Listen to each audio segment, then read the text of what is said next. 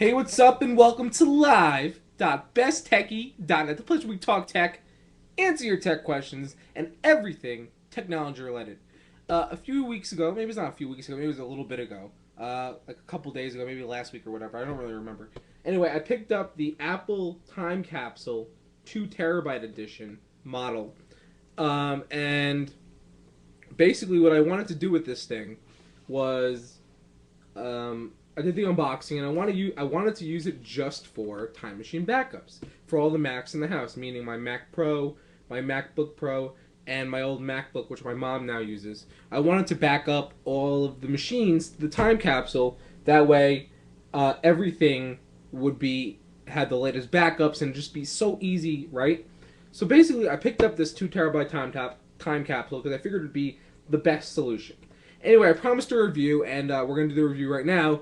But since it's under my desk right now, I'm just going to show you the box. So this is, of course, the box it came in, 2 terabyte, and you can see the back has all the ports. Of course, it has the power, one USB port, as I covered in the unboxing, and it has a WAN port, 1 gigabyte WAN port, a gig WAN port, and 3 gig LAN ports, gigabit, and of course, so it doesn't have any antennas on the outside, which is what I really like. That it's a very sleek design, very nice, no antennas, so it's very clean looking, very small, and it only weighs like 3.5 pounds or whatever. So, but let's get to the good stuff. So anyway, the time capsule. I received a bunch of questions, and I actually was interested in this myself. Since I already have an existing network set up, I wanted to disable the wireless transmission in the time capsule and just use my Linksys WRT600N, right? So what I did was you have to install the airport utility program, which is installed by default on Leopard and Snow Leopard and Tiger, I believe, but it's not installed on Windows. So it comes with a disk, and you can install it on Windows. If you already have a Mac, you probably have it installed. It's under the Utilities folder and Applications.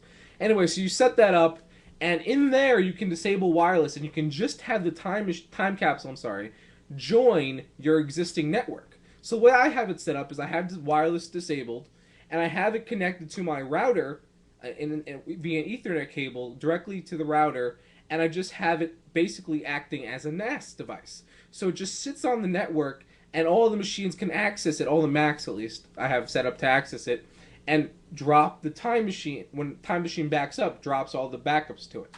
So it's very seamless, very simple, really, really works very well. Um, Now, with regards to features, as I mentioned, the unboxing, it's 802.11n. It's backwards compatible with ABC, ABC, A, B, and G. ABC, what the hell? It's backwards compatible with A, B, and G. And it has, of course, the N draft, which supposedly, as I mentioned before, is supposed to go final sometime this fall. So make sure you get the update for the firmware for that. But as I said, you can disable and just use it as a NAS type device.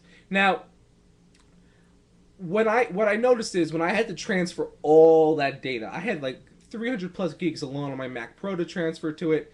I was thinking, wow, this is going to take quite a while, right? So what I've noticed is most home network devices, such as routers and these home network routers, switches, hubs, whatever you have, they are not meant to transfer gigs and gigs of data. Most home users typically won't be transferring that kind of data, at least not at this point in time. Maybe in the future when we have more data stored on our computers. But I mean, people do now, but it's gonna be different in the future. Anyway, so what I was worried about was transferring all this data, how long it was gonna take. Well, when I was transferring this data from my Mac Pro, which was again 300 plus gigs, I peaked throughput. Meaning the max throughput I had was 96 megabit, which is not shabby for a home router. I mean, that's pretty good, along with other regular network traffic. So that was a peak. I was probably averaging 10 to 20 megabit. So it took anywhere on most home networks today. I would say it would take for that kind of data transfer anywhere from 5 to 8 hours, maybe a little bit more, for that kind of data transfer. which is not bad. I mean, you let it run overnight, you're perfect. You're okay. You're gonna be fine. It's perfectly fine. But remember, Time Machine is incremental backup. So once you back up everything at one time, it just does incremental after that. So it's not going to be the same transfer bogging down your network all the time. That's important to note because it's just incremental. So the first time it backs up everything, and then after that it just backs up what's being changed, which really is nice. It saves having to transfer all 300 gigs every single day, um, or however often it backs up, which is like once an hour, which would be bad if it was backing up all that data all the time. Your network would be slow. Other features it has, I just want to point this out that it has of course WEP, which I don't think anyone should use. It has WPA and WPA2. It also has a built-in NAT firewall. It also has MAC address filtering, and it basically it has the same functionality as a regular router, and this one also has, along with my Linksys, they both have this. It has dual band frequency, meaning it has a 2.4 gigahertz frequency band, and it also has a 5 gigahertz band. So what I do is, in my house at least, I have everything that's outside of my room that's wireless on the 2.4 gigahertz frequency, and I have everything in my room that's wireless, like my MacBook Pro, my iPhone, sometimes my picture frame, any device that happened to be in my room that goes on the wireless on the 5 gigahertz frequency, because it helps free up space on the bandwidth on the network, and it just works out better. I like to do that. I think it really is a nice thing, and besides, it not as many devices on one frequency makes it a lot faster. So as I mentioned, it has the NAS built in. You can turn it into a NAS by disabling the wireless. Now, in terms of recommending this product, the Time Machine is definitely a wonderful Time Capsule. I keep doing that. Time Capsule is definitely a wonderful product. If you're a Mac user, I would say, and I think it's a must-have for many Mac users, especially if you have more than one Mac. For backup, it's just great. If you're a Windows user, you probably could live without the Time Capsule, and the reason for that is because I don't think the benefits are as big for a Windows user as they are for a Mac user. And the main big benefit I'm talking about is the ability to back up all of your data in one spot. Sure, a Windows user could use the space as a NAS and share music files and data and video and things like that. But the backup is the key thing here, and I think that the integration with Time Machine on OS 10 is just phenomenal. It really, really is very seamless.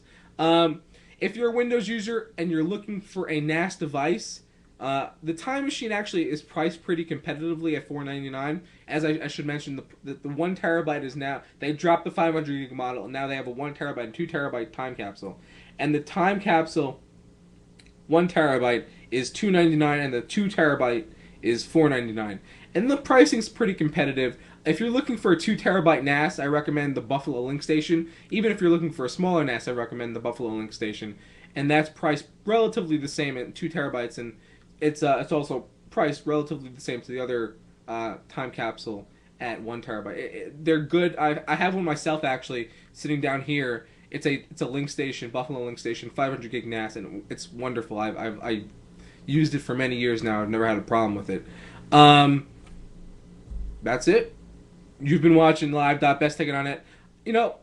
When it comes to backup, I just can't stress this enough, and that's really why I got this device. So check it out. If you've used the Time Capsule, let me know what you think. I'm curious. Leave a comment here on the blog post. And before I forget, tomorrow is the big double iPod giveaway.